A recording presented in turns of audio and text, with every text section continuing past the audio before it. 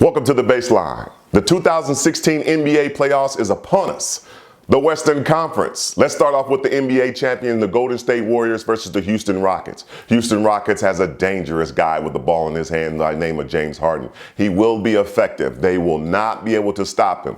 Any team in the league won't be able to stop him. You can't guard the guy. It's hard to double him when he's coming off the pick and roll. And also you got big Dwight Howard, who can give you 20 rebounds on any given night and also protect the paint. Very dangerous team, but I don't think they have enough weapons to go up against the Golden State Warriors. 73 wins this year, set an NBA record, also lightening up from the three-point as usual. Steph Curry sets records in any given category that you want. Also, Klay Thompson, as well as Green, put those positions and kind of hard to guard because when it comes to catch and shoot, Klay Thompson's one of the best, and also putting on the floor, Draymond Green at the 4-5 spot, depends on what position he's playing. He's very hard to contain. But the key to this will be the opportunity on the boards. That's right, on the boards. Like I said, Dwight Howard has a chance to go for 20 rebounds in any given night. And when it comes to Green and Bogans, they have to get rebounds to start their offense, pushing that fast break so Steph Curry and also Klay Thompson can knock down those long threes. Iguodala is going to play a big factor as well as Barnes, but I do see the champions winning this one out, but it won't be a sweep. James Harden will get hot for one of the games, but that'll be it.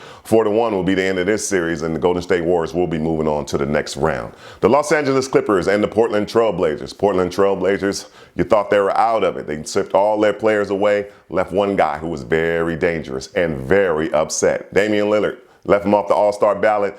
Didn't think they were going to make the playoffs. The second half of the season has been excellent for this team, but I don't see them having an opportunity to move on just because of the manpower that they do have, and it's going to take a lot. 45 to 48 minutes from Lillard to be bananas for them to move on against the Clippers. The Clippers have been gearing this team up, Doc Rivers, for about a couple of years now to win a championship, and this may be a window for them to do so. Understandably so. The key to this team, Blake Griffin, got an injury, will be in shape. He'll be ready to go. Don't worry about him. Chris Paul, managing the team under control, he'll do that as well. But I see the key to this. That's right, the key to this, to be DeAndre Jordan in the paint. He will block shots. That's right. He will rebound. That's right.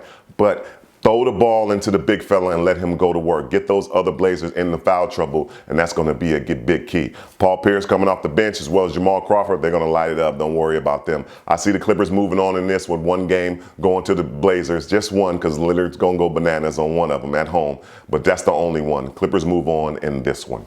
The Oklahoma City Thunder versus the Dallas Mavericks. Mark Cuban has always been a winner, and he doesn't put none but winners out there that want to try to win a championship for him. Dirk's going down in years, but he does have the effective way to making things happen for his team. He demands a double team, and also Wes Matthews has been lighting up from outside, penetrating the ball to the basket, kicking it to others. So we'll see what Rick Carlisle has up his sleeve for this Oklahoma City team. Now, when it comes to OKC, the dynamic duo in Westbrook and Durant is kind of hard to defend.